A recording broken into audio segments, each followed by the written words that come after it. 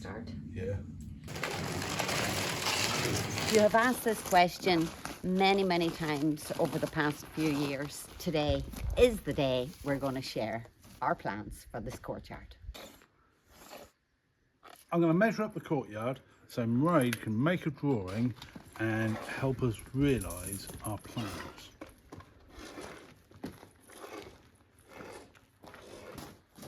Yeah, that's 8 metres.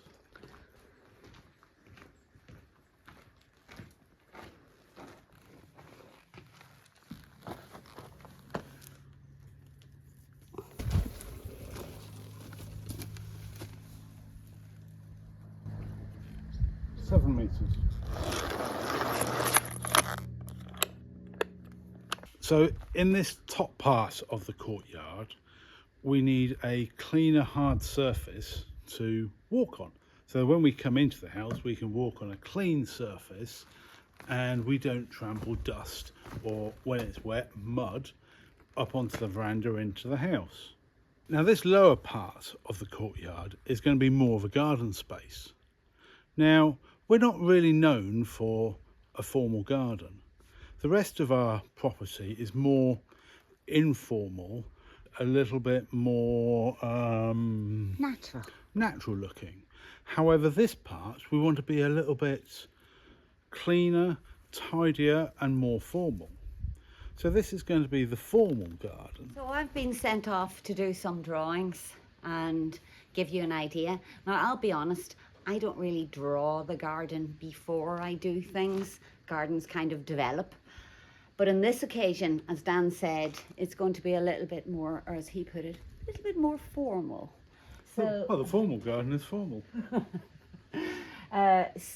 We're basing it on a paradise garden, which we have seen many of in our travels to Morocco. So ideally, it's going to be split into quadrants, so 4 sections on the lower half. With pathways to separate the 4 quadrants. Mm-hmm. And in the centre, a water feature, maybe. I hate that term. What, a fountain or a font? Something to do with water. You know, you've seen those little things in the stoneware shops with the Mary on the top, and the different levels of water dripping off. She's not a Mary. That's like some Greek goddess. Is it? Yeah. I thought half of them were. Well, something with water, but something that uses very little water because, anyway, that's the idea. A long time ago, I said I would like a grapefruit here, but we're still not 100% sure if it's sheltered enough in the winter. Could be a little bit too cold. So, as you know, we're in the middle of summer right now. We're in the middle of July, and this is not the time to be planting or major planting. So we've got a couple of really beautiful cool days and we're going to make the most of that. And now that Dan's back home from Indonesia, I need to set him to work. So you explain what we're going to do. As I was saying, we need a cleaner area to walk through here. And the first part of that is making it a little bit more level. At the moment, we're standing on a bit of a mound. There's a big hollow over there and we need some height to put our surface. Over the last few days, I've moved some stones and rocks from the courtyard and started thinking about this job. I even bought myself a new enshada. So Mairead's off inside to make the drawing and I'm going to start levelling the ground.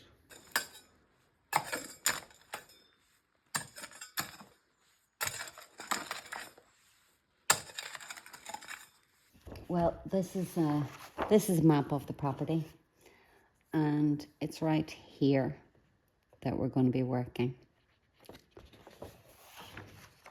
I've done a rough sketch of the measurements. So basically this is the veranda, the kitchen, the steps, the part Dan's levelling where we walk from the barn in through here, up the steps, and then this is the area with the ugly wall. So what I'm going to do is transfer that onto some real plans and I'll show you how that goes.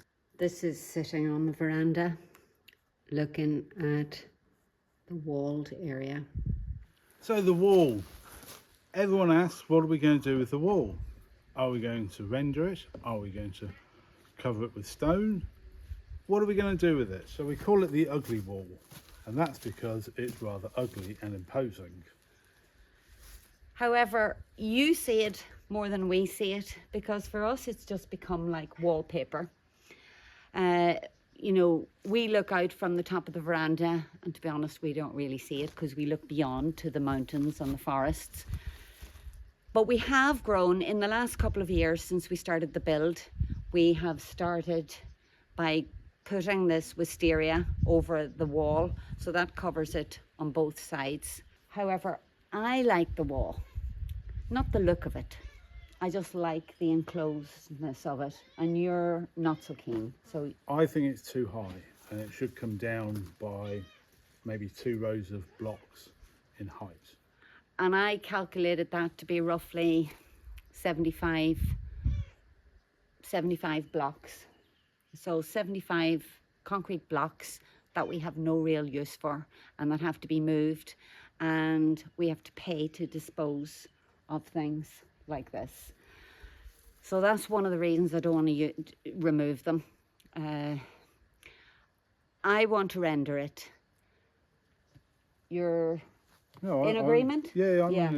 I think we're in agreement, and I don't know why we're not just saying to you immediately, yeah, we want to render it, because we have spent so many hours over the last 4 years trying to consider what we will do with this wall.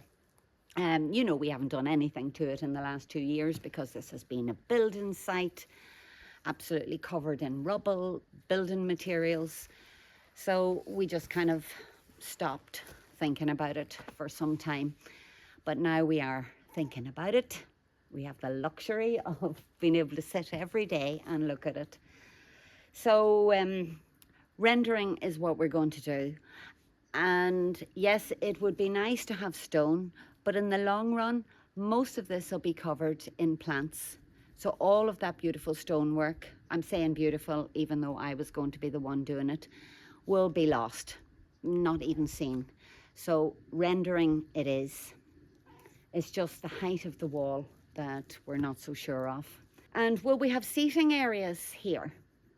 Ray thinks we don't sit down here. No, we haven't. We have We don't, never sat and here. that is Ever, true. ever, ever. We do not sit down here. And there's two reasons for that. It's far too sunny and hot and no shelter from anything. And it's ugly. And we don't have anywhere to sit. But if it was shaded and we had somewhere to sit, then we might sit here. It's the build it and there will come philosophy. I'm doing a scaled drawing, and the scale is going to be 1 to 33 1/3. I've said that very carefully because so many people think it's a great joke to say 33 1/3. But anyway, my favourite scale. The olive tree that you can see is taking up this space.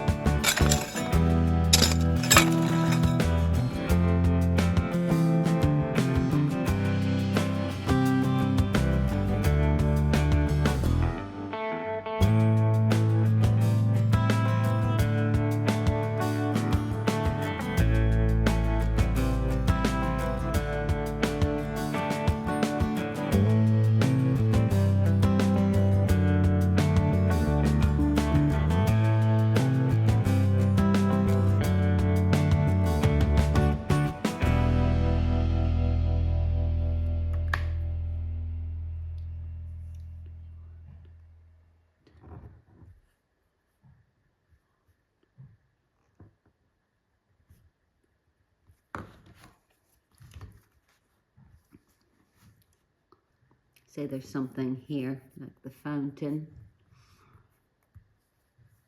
Then we want to be able to get around it.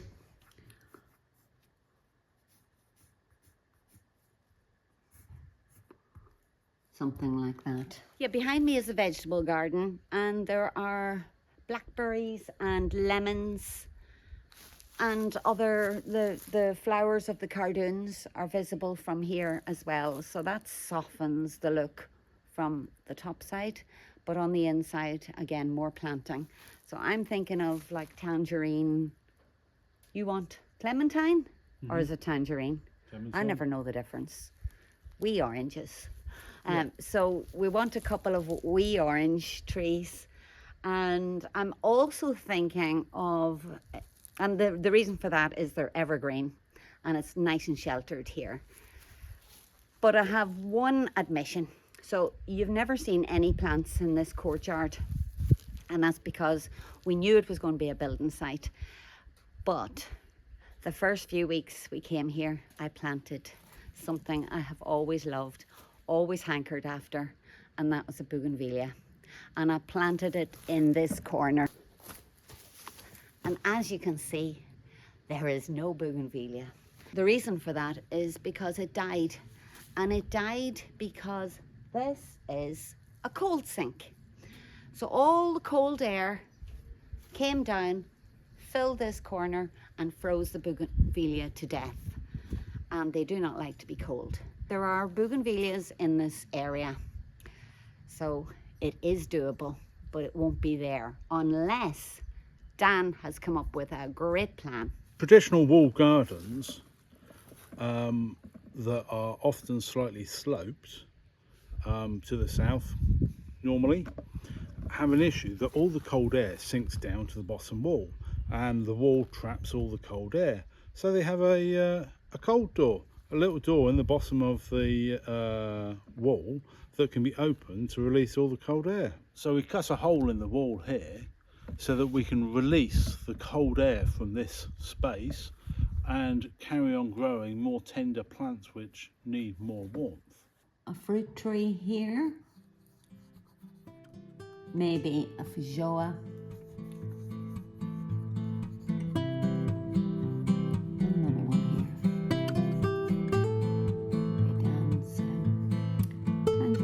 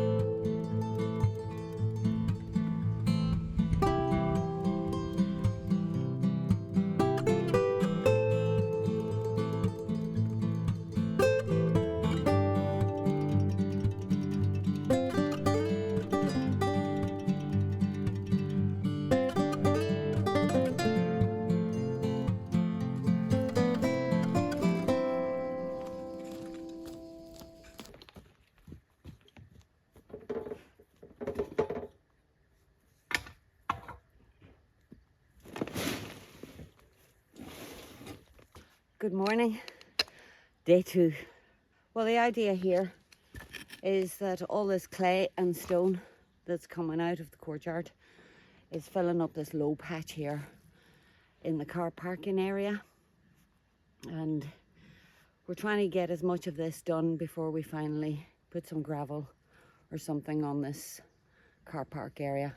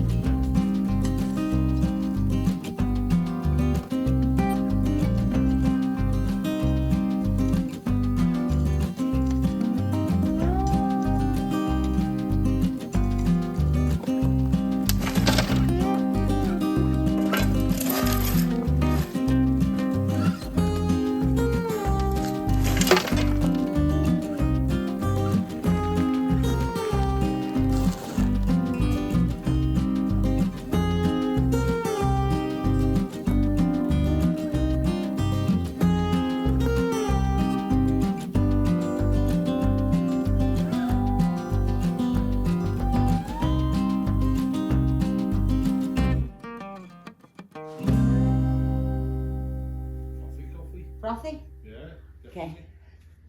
Some days.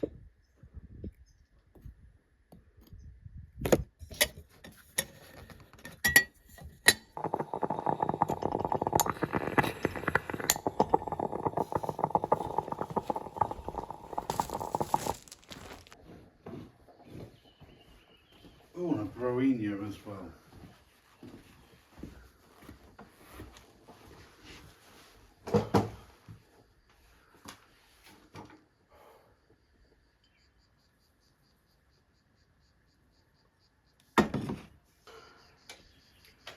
Well, that's about 15 cubic meters. Of earth moved. Mm. Oh, earth Not moved. cubic Rubble. meters, 15 square meters of ground. Yeah. We're going to gravel the courtyard. I'm going to go and have a look and see what gravel there is available. We'd quite like a different colour. We'd quite like to have smaller gravel. This line along here is where the rain runoff from the barn roof drips, and we've got a channel along there so it drains away. A temporary solution until we get the barn roof fixed and we get gutters fitted.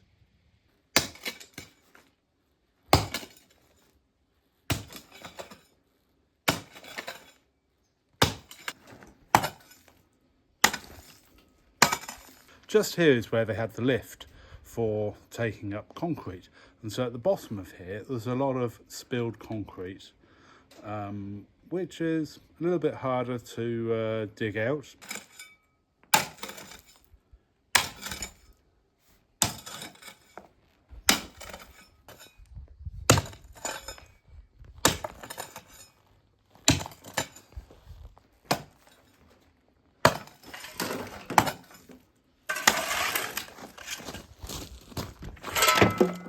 Well, I have said that I'm going to plant here some trees in the 4 quadrants. So you can see from the little plan that I've done that I want the orange trees here, feijoa and pomegranate at the back side. And I'm going to grow those as standard trees. And standard trees are those that have like a stick. I'm just going to borrow Dan's stick. So like a stick tree with a kind of a floppy head. It's technically a paradise garden should be symmetrical, but we haven't actually got a symmetrical shape here. And the reason that I need to be careful is because we have all the drainage from the bathrooms, the kitchen, the French drain, the telecoms, the electrics, all these cables run through here, and partly in the side where the gravel's going to go. The electric cabling goes that way, the sewer waste goes that way, all sorts of things. But I know exactly where everything is because I have it on video. And because Dan wasn't here at that time, I will show him that video because he's doing all the digging. There you go. Thanks, Dan. This section behind me is also going to be planted all around the pillars of the veranda. So that's like another phase of planting. And as part of a paradise garden, you need scent and flowers. So we're planning on putting jasmine to the side of the footings and running it up along sort of that thick part of the veranda and to cover the pillars. And that'll also work for cooling. Yeah, like a white night scented jasmine, so you'll smell it in the evenings when we're sitting out. Underneath the veranda, the covered section, that'll have pot plants and more luxuriant kind of feel. And maybe that'll be a little area where we can do some work in the shade. And Dan stopped work. I know you won't be able to hear a thing of what you're saying until you start shoveling. That's very thoughtful of you, thanks. Good. I thought I would get what I was going to say done while he was out loading another barrow.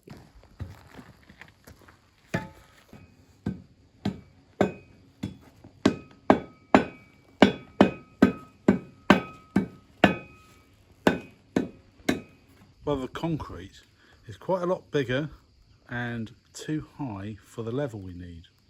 So we do need to break this up a bit. How are we going to break this up? Ideally, I'd whip a jackhammer out from somewhere, but I haven't got one. I don't particularly want to buy one.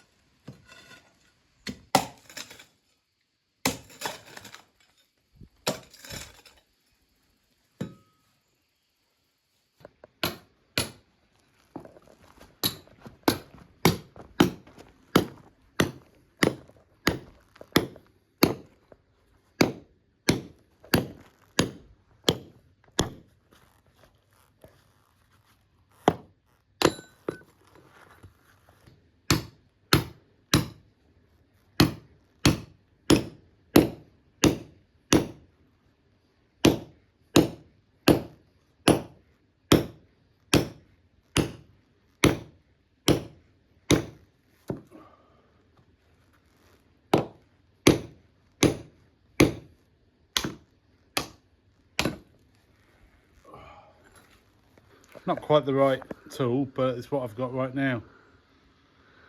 Well, sorry he started this job. No. No? The results will be worth it. Well, we did talk about a digger. Yeah, but it's a question of getting a digger. When could we get a digger? Everybody's so busy. I know, we might wait for 6 months before a digger turns up.